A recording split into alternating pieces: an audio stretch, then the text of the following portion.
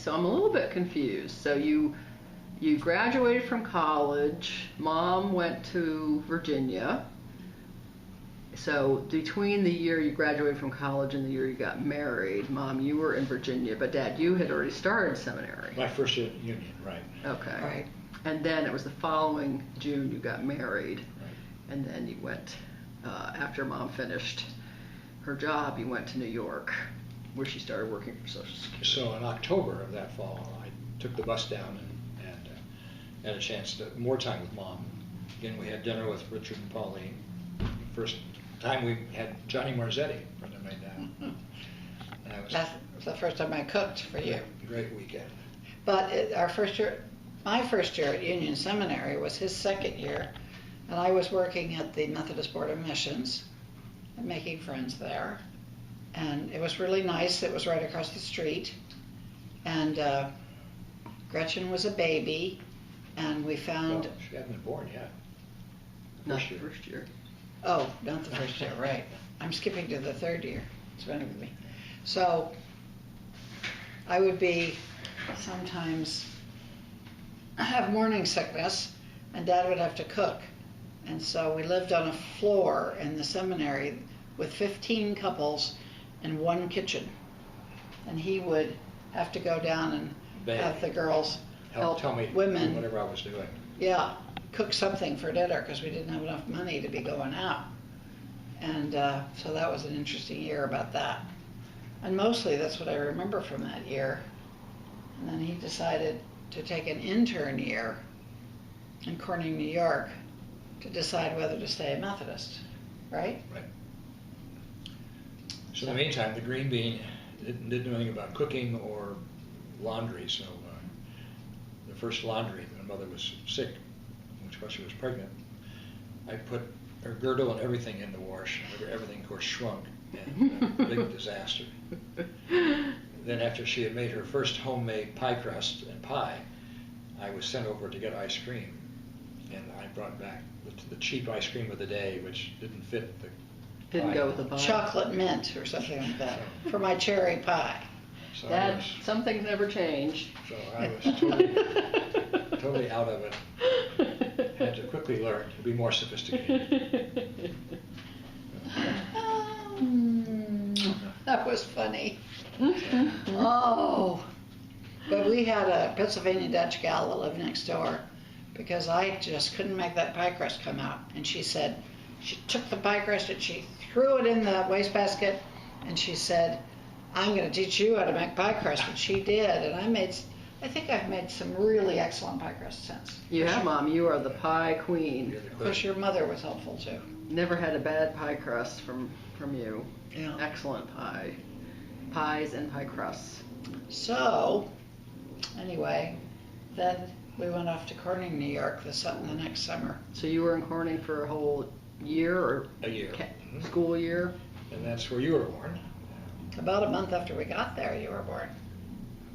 And the minister that Tom was working for that year came to visit in the hospital. Oh, what's the baby's name? She's so cute. We said Gretchen, and he went, he said, oh, I got to call my wife. He said, we just got a new dachshund, and we named her Gretchen. We got to find another name. So that dachshund was renamed Heidi. Another good name. And you remain Gretchen. And you remained Gretchen. Oh, I could have been a Heidi. That would have been okay too, but Gretchen then- was such a favorite name of ours. But that was the year that Nana came to live with us. She Yeah. did. Because Brenda's dad was sent to Korea for a long period of time, like 13, 14 months.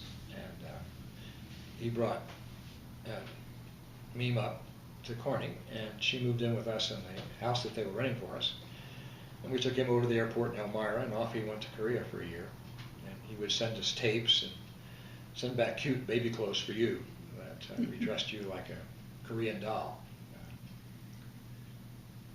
At that point, Chuck came to visit, and TJ and Alice. Alice came.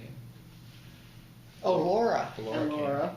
Gretchen, Laura, and Alice are the pictures I've got. Oh, and Aline. Gretchen and Aline. Aline Ford. And then Okay. Mom came with Jim, my brother Jim. Hmm. Oh, that's right. And your dad, when she was born, Yeah. they all came. So it was a great event. You were the first grandchild, so much rejoicing. So the next summer, then, we had to figure out what to do to live. So we knew we were going back to seminary, but Dad talked to Fifth Avenue, or First Presbyterian Church in Greenwich Village about coming and being their summer intern. Because the two ministers went away for the summer, and they had a famous preacher series. And so a student, third-year student, would live in one of the parsonages, which was a grand townhouse on Gramercy Park. Nice. And, Help with and then it paid $50 a week. Paid for or helped run the series. Yeah. And we got to take the famous minister out to lunch. Very nice. We got there a week before the parsonage was available, so we had to stay in one of the Sunday school rooms. You were still drinking from a glass bottle at that point, but you didn't like it, so you would toss them out of the crib. After she finished, And when the last bottle broke on the floor, we said, no more bottles. we told you too. We said, Gretchen, if you break all the bottles, we're not buying anymore. No more for you. Out of the cup from now on. Well, one of the reason we had glass bottles was that they had to be boiled because you had some lactose intolerance, so the milk had to be broken down by the formula being boiled in the bottles. So we figured, well, after a year, you could drink milk. Move on. Yeah. All right, well, we'll pick up from there in our next segment. Okay. Okay. We had 12 different guest ministers that summer, and so we were given another $50 a week to take them out to lunch. So we went to various restaurants in Greenwich Village. And so when Donald Miller, the president of the Pittsburgh Seminary, came after he preached, we took him out to dinner. Of course, you went with us. So somehow in the course of the meal, you got sick and upchucked on his black suit. Oh, no. And he said, well, and we all profusely apologized. Oh, we were so embarrassed we could have died. And then he very graciously said, I have grandchildren, I know this happens, don't worry. I can get the suit clean. What was Greenwich Village like then? Well, Beautiful to me because it was, we couldn't afford anything on $50 a week except barely to feed ourselves. And so I would put you in a stroller and we would go all around Greenwich Village. All right, so this was the summer of 1962. right. No, it was the summer of 1963. Oh, right, because we had been courting for a year, so I was a You year were a old. year old, Yeah. yeah. So the First Presbyterian had the only air-conditioned lounge in Greenwich Village. So I was offering a course on existentialists and on Sunday night. So about 30 people showed up, most of them of Jewish persuasion. But it was nice because 100 times more about the subject than I did. We would read Camus one week and then Sartre another week, etc. Wonderful. All this nice air-conditioned, erudite discussion. It was a lot of fun. I learned a lot. And then the last week, Dr. James McCord, who was the president of Princeton Seminary, was to be the preacher. At 6 o'clock on Saturday evening, he calls and said, I'm very sorry, Tom, but my mother just died. You will have to preach tomorrow. Oh, wow. So, of course, I wildly tried to put together a sermon and had preached probably 4 or 5 sermons at that point. So it was pretty bad. Maybe it was wonderful. Do you still have a copy? No. Oh, it would be fun to look at it. Anyway, that Sunday morning I arrived and got to start the service, look out, there's a whole sea of clerical callers because at least 100 Presbyterian ministers had come to hear this very famous theologian. But they got to hear Tom Stiers instead. Was he president of the seminary then or just later? No, then, yeah. So anyway, it was... And how did you decide not to be an evangelical Methodist and become a Congregationalist?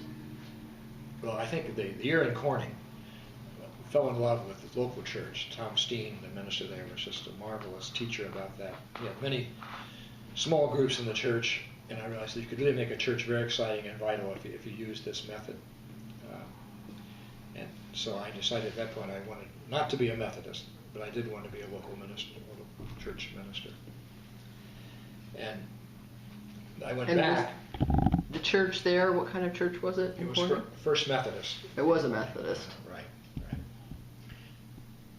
So we went back to seminary to start my final year, and I was working out on Long Island in the Congregational Church in Manhasset, and this is before drugs happened and all those kind of things. So we had 400 students in the high school youth group there, and I worked with the high school sophomore class, 100 kids.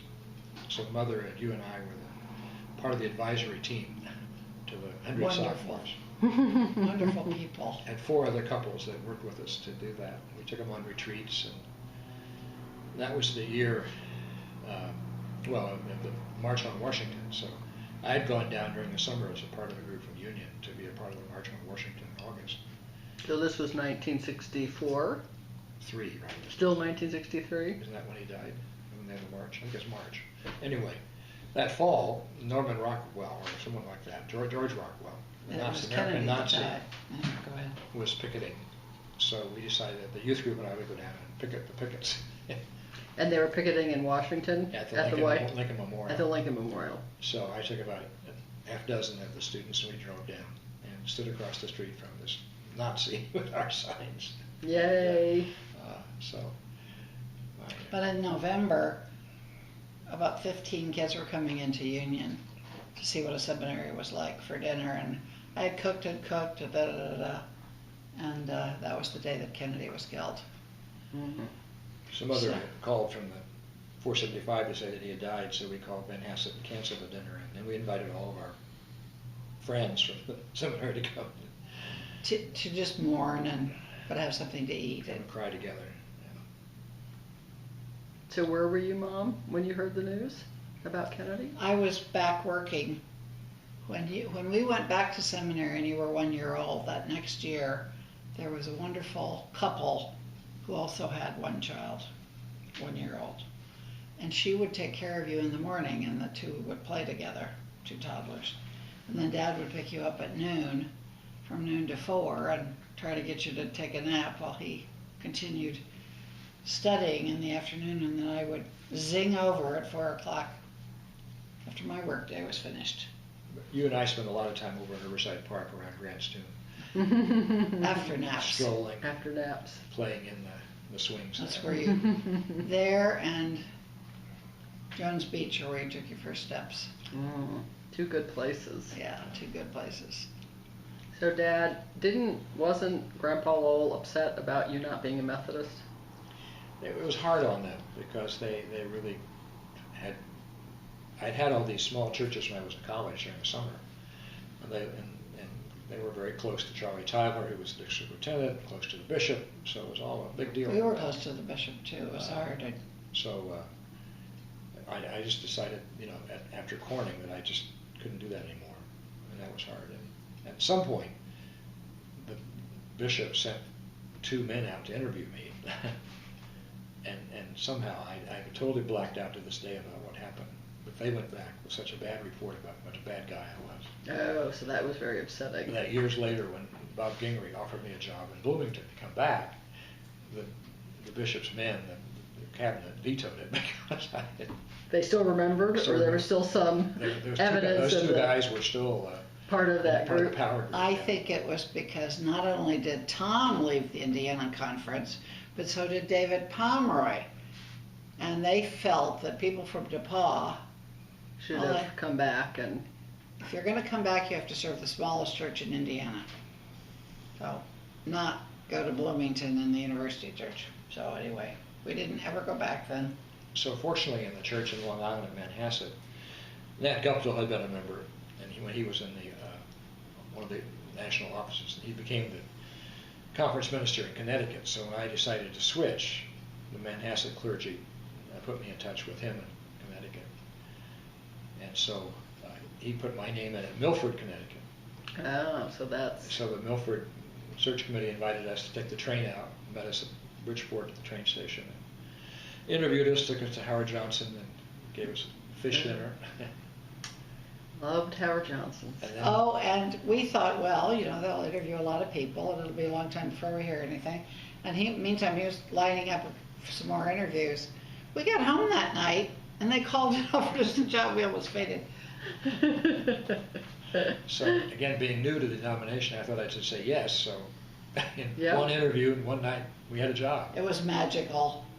You know, I mean, the snow was falling in back of the church and the white steepled church and the town green, and I mean, my gosh, it looked like a winter wonderland. Christmas in Connecticut. So Beautiful town. and it was really a great decision to go and be a part of that. And 3 wonderful years there with Irv Thursby and a lot of wonderful people in the church. And, still friends with Edna Dynaston to this day and her family. Yeah, our across the street neighbors. Yeah. And their And family. Mrs. Barry, who's 92. And then Heather was born the following summer? She was born in Milford. In 1965. 1965. In the hospital in New Haven. Yale New Haven Hospital. She was born on a Sunday morning. And Meme and Pad were with us. They must have known you were due somewhat in that time frame. Yeah, yeah. And she was born on your birthday. Yeah. That was unexpected. She was supposed to be, was she 3 days late? She was supposed to be born on the 11th, I think. So, anyway. She was 3 days early or 3 days late. But anyway, she was born right on Gretchen's birthday. And that was a surprise. Wonderful surprise. I wasn't preaching, I was in the church service. Came back and Reverend Thursby announced that Heather had been born. And the final hymn that day was "Come Labor On," and the congregation just broke out of spontaneous laughter. Come labor on, you'll find the harvest. Da da da da da. So fortunately, the Dynastons lived across the street from us. Their 2 girls loved you and Heather. And, Lots of good babysitting. Instant babysitting. very Yes. easy. And did a very, very fine job. Yeah, they were very fun. What my few memories of Milford were very wonderful. The local doctor lived between us and the church, and had a son named David. Oh yeah, David and I were friends. You were buddies, yeah. And you were quite an artist at that point. You really loved art, and you started kindergarten. Had a great gift at that.